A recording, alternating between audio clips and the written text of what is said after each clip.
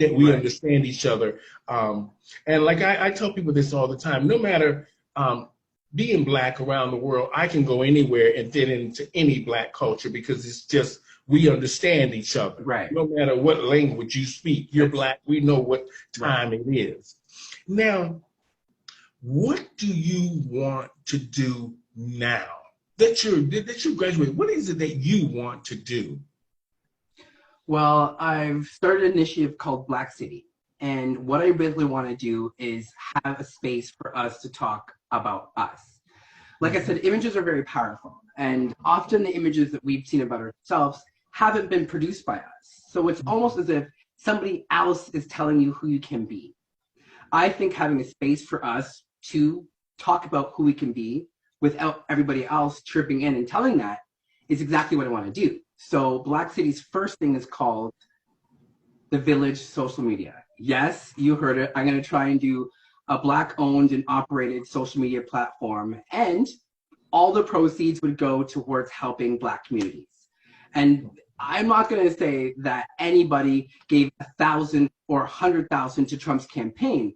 All I'm going to say is Black City Village is going to be pro-Black, and all money is going to go towards helping Black social. That's it. Okay. Now that you said that about Donald Trump, I'm from Orlando, right? And it's the Bible Belt. Now, I'm gonna be honest. My parents were Republican. Okay, they were straight out Republican, and that's how we grew up. Not necessarily that I voted in that way as I got older and had to make my own choices. But now that we're in Canada, a place that is supposed to be so diverse and so welcoming, we are seeing so many of the refugees in the system, not just for trying to get a place to call home, but yet they're trying to access programs that are in a marginalized system already. Now, how do you tell Black people who come from a country that their country where they feel like they're at home, but yet they come here and want to feel at home because they're coming from something that doesn't offer them programs that can sort of make their lives better? Do you understand what I'm saying? What do you think where's the communication problem here? So what I hear from you, Stephanie, is newcomers not being able to navigate systems. Again, we as Black people have issues navigating systems, and I think there needs to be some sort of bridging of the gap. I think social services, ASOs need to step in right at that beginning stage. I think we need to hold them by their hand and bring them into our country and deal with what those issues are. And I think too many times they're coming in, slipping under the radar, And so that's when we get into the problems. And that's what I mean by navigating the system. So if we can get in there right when they come and help them navigate the system, I believe that process would be a lot better. Okay, and now that you graduated, like I said before, what steps are you taking now to make the reality of what you want to happen? Black City, is that what you call it? Yeah, it's Black City, the village. And so I've actually got some friends on that. Okay. Yeah. Now, so you've left Black Cap altogether? Correct. Okay. I'm not going to ask why. I'm just trying to make it all fit in, or connect. I want to I wanted the people out there to have a real connection of resources, where you stand, how you can help them, and if you can't help them at this time, but yet you can still give them valuable information that can guide them along their way. Now, Pride is coming up in Toronto. Correct. Now, we're dealing with all kinds of things, from the protests and the mere fact of this coronavirus thing here. Plus, we have You remember last year when we had the preachers, black preachers in the village? Yep. We're Yep. going to have that again, I'm sure. So, what do you think needs to, how are you going to get the message out about AIDS prevention, HIV prevention, when we are dealing with this coronavirus? How do you deal with that?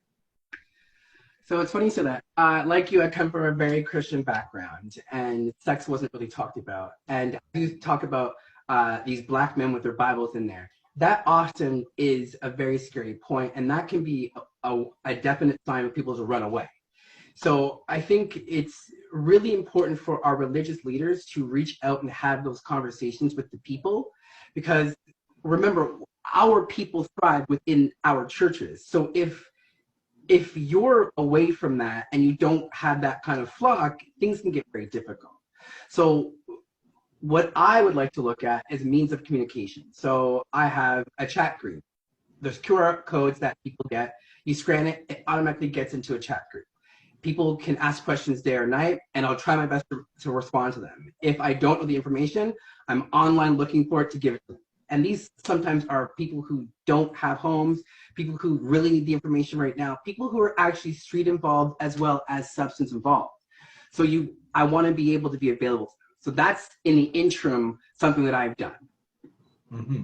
Now, how do you see over the years, how do you see the success of prevention? Has it really made a difference? All of the marketing, all of the handing out condoms, all of the preaching, all of the programs, have we seen real success in this community? So that's what takes me back. You know, if there are those who are not part of the community can't thrive. So we need people and companies who are willing to go and meet people where they're at. We need to go to Jane and Finch. We need to go to, those areas. We have to go and meet people where they're at. If we're not prepared to do that, then we're not going to meet our mandate. We're not going to be able to save the people. And I think having those at the helm who are going to flee from the downtown core, because keep in mind, our community isn't the downtown. Our community is spread out here. We need to be able to reach them here. And we also need the funding to do it as well. So that's okay. Now, do you think there will be a cure for HIV? The truth is, I hope there will be. I have faith that there will be. But capitalism in a neoliberal society just tells me there won't be. If there is, they won't make it available. Okay. Now, I saw something in the US to where they're on the verge of finding a cure. Now, that came from the CDC. And as far as I'm concerned, until we know and we have the right data and we're getting the right information from the right forms of government, I'm just looking at it as though I am very happy that so many people are surviving at this time, because I'm saying that there must be some success in a big way, because we're not seeing people die like they used to, which is a good thing. And I take my hat off to the government and to the pharmaceutical companies for making sure that people have their drugs available to them. And the fact that they have doctors to do follow-ups to make sure that everybody is okay. Now, with that being said, what do you think should happen for the next prevention? What's the next phase we should go to for prevention? We already know, like you said, we give out the condoms, we put out the educational material, but still people aren't getting it. Okay, the truth is, again, meeting people where they're at. What about digital resources? We live in a digital world. There's apps, there's X, Y, and Z, and I think there should be a